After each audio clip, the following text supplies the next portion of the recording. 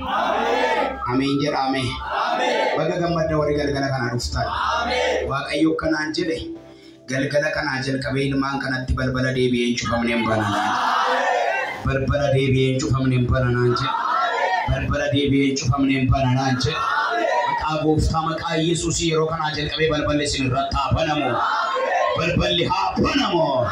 Yeroo kana jalqabee fuulli keessaniif waa jalqabu. Gadde sinirraa dha'eera. Hidhaan sinirraa hiikeera. Cufaa sinirraa baneera. Baneera. Baneera. Akkana jedha narraa banameera jedha. Dabala amantiidhaan dubbadha narraa banameera dha. Kana booda jedha.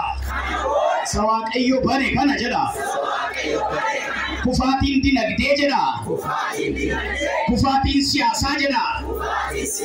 Jeeqamni biyyaa jedha. Deebisee hin cufu jedha. Sababa eebbifameef jedha. Biyyi kun jedha. In eebbifama jedha. In eebbifama jedha. Ani siikameera jedha. Ani siikameera jedha. Galgala kana jalqabee miilla keessanitti namoota 13 miilla keessanitti funcaarca'uun arga. Sansalata harca'uun arga.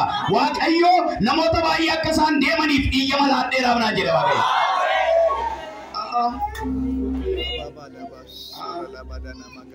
Asirraa kana iyya min jedha ilcha iyya isinii jedha sitti fakkaatu. Namoonni hiitanii amantanii fudhatanii isinii ta'eera. Isinii ta'eera. Isinii ta'eera. Isinii ta'eera. Miilla keessan sochoosaa kanaan booda jedha dhufarra. Deemuun hin danda'ama jedha. Hojjechuun hin danda'ama jedha. Hiikameeraa jedha. Ba'eeraa jedha. Deebi'een hidhamu jedha. Deebi'ee ofirra gadi hin taa'u jedha. Maqaa gooftaa maqaa Yesuusiin galgala kanaa jalqabee si hiikeera. Si hiikeera.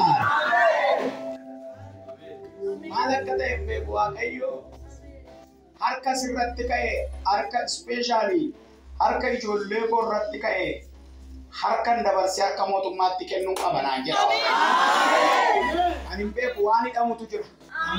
Waan hidhamu jira Waaqayyo akkana naan jedhe. Mataan sin dhukkubu isa mataa si dhukkubsuuf ba'e galgala kanaa jalqabee itti faradeera deemaa. Zala haidia, osakra la bashinga la badia. Brana rodida sekatia bara la badia la banchina lama. Hallelujah.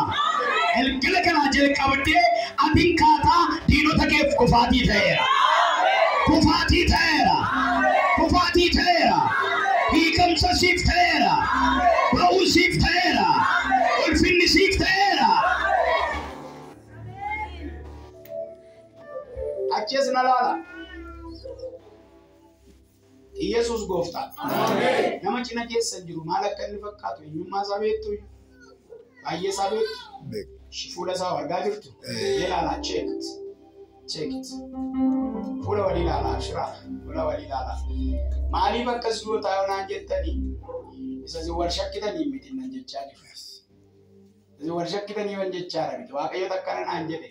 Sabni kun amma inni walii isaa wallaalutti amma walii isaatiif harka faanirra kaa'atee wal ajaa'ibsiifatutti. Hiyyeessan kabajuun qabanaan jedha.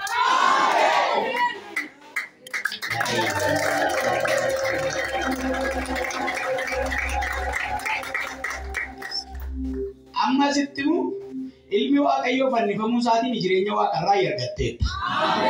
Isa asirraa kana amma isa Waaqayyo natti himu kanaan argatta. Akkasnaan jedhe Waaqayyo. Namoota buddeen quubsuu qabanaan jedhe. Wayni haadhook. Namoota buddeen quubsuu qaba. Beeloftee harka namaa laaltu jedha Waaqayyo. Zaydaba shilahadiyaabos. Amen, amen, amen. Maqaa gooftaa maqaa Yesuus Kiristoosiin galgala kanaa jalqabee ulfina addaa tokko isin irratti labseera. Amma hin kadhanna nama Waaqayyo wajjin hin kadhanna ani kana caalaa isin hin kadhadhu amma gaafa Yihuudii garuu wanni naannan kadhadha. Waan isinitti mee Yihuudii waaree